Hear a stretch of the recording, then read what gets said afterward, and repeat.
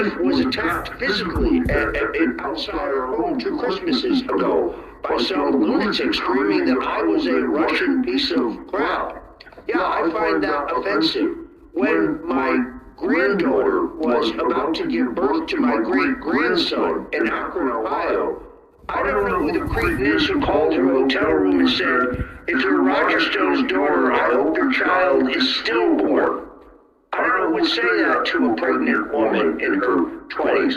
What kind of creep would do that? But that's the tolerant American left today.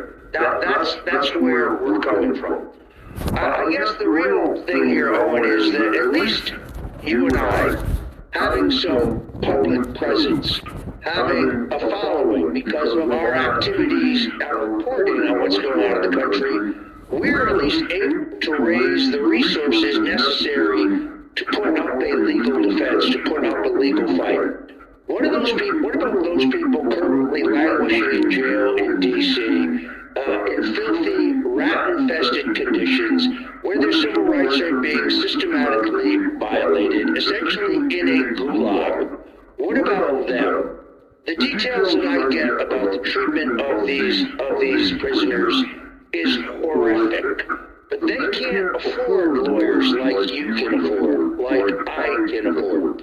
And therefore, something must be done about this. This is something that I'm wrestling with. President Trump, God bless him, could raise every penny they need for their legal defense so that they can have a fair trial, so they can have due process.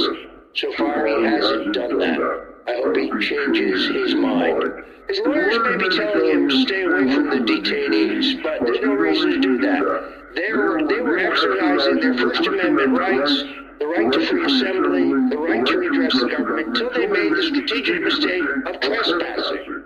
And again, as you point out, the only deaths associated with what the left calls the most deadly attack on the country since Pearl Harbor is at the hands of the Capitol Hill police. And I'm sorry, Michael Byrd is a murderer and he should be tried for murder.